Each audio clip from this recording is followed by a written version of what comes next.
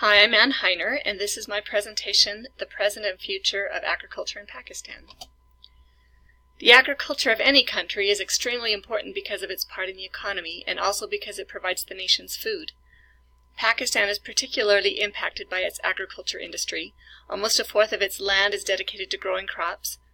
In Pakistan, 68% of the population relies on agriculture for their livelihoods.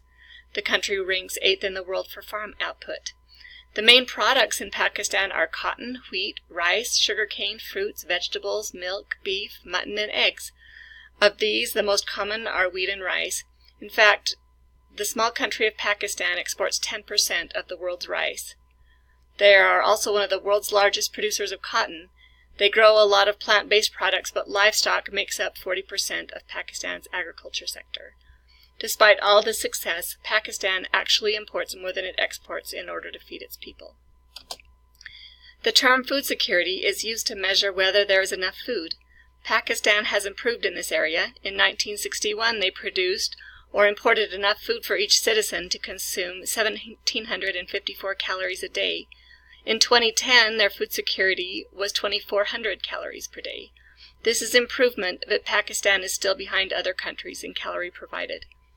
Pakistan also has the problem that the food is available, but it isn't accessible to everyone. Because of this, there are still a great number of people who are malnourished. The country faces many challenges in growing what it needs to sustain itself. One issue is that many growers are small farmers who are using old methods that are less productive than newer ones. This is because of the lack of education among the poor farmers and also the fact that they don't have access to more modern equipment. One problem I found very interesting is the hesitancy to use women to help with their crops. Muslims are encouraged to follow purdah, which is literally translated as curtain. Women are supposed to wear clothing that covers them from head to toe, which is very restrictive to manual labor. They are also expected to work in the home rather than outside the home, and they shouldn't be involved in money-making ventures.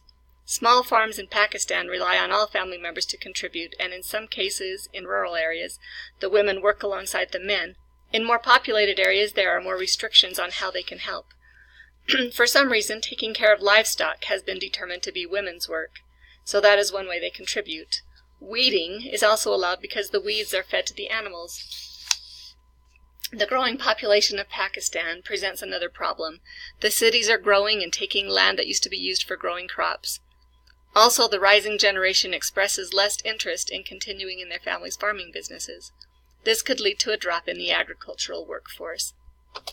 Probably the biggest problem Pakistan faces in its agriculture is lack of water. They are currently said to be a water-stressed country. They are projected to reach the worst level of water scarce by 2025. The Indus River that supplies both India and Pakistan is continually being fought over by the two countries. Part of the water problem comes from climate change, which is causing extremes in rain amounts. Although water is definitely needed, drought and flooding are both problems for farmers. Another issue is the tendency for farmers to grow high-water crops, rice and sugarcane.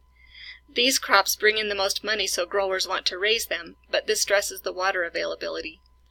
The National Climate Change Policy of 2012 encourages farmers to produce more crop per drop and concentrate on produce that requires less water. Although they have similar resources, India is outperforming Pakistan in the agriculture sector. Professor Zafar Iqbal Randhawa from Faisalabad Agriculture University gives a reason Pakistan is behind other countries in this area. He says, "Ours is one of the most blessed countries in terms of climate, fertile land, and other natural resources, but unfortunately those who lead us lack vision because they haven't come forward on merit." What needs to be done by leaders to ensure a bright future for agriculture in Pakistan? The key is to make improvements in how natural resources are used, especially land and water. As the population grows, Pakistan will need to be able to use less of these two resources to feed more people. Improvements in irrigation would make a big difference. It's also suggested that access to modern communication tools would be a great benefit, so the Extension Service can educate more people in remote places. The government has taken on agriculture projects that seem to be making a big difference. But is it possible for these improvements to continue? Pakistan has historically been a place with much turmoil and change in the government. With all this upheaval, it may be difficult for policies and projects that are in place to continue. depending on the whim of whoever is in office and what they want to emphasize. Studies show that investments in research and development are paying off. They have increased agricultural productivity and raised family earnings. There is improved nutrition, which increases the health of the people and their ability to contribute to the workforce. This is promising news for the future of Pakistan, to know that what the government has set in place is making a difference. The products grown in Pakistan are important to its people, but also to the whole world. Without them, we would all be impacted. For this reason, their success should be important to us all.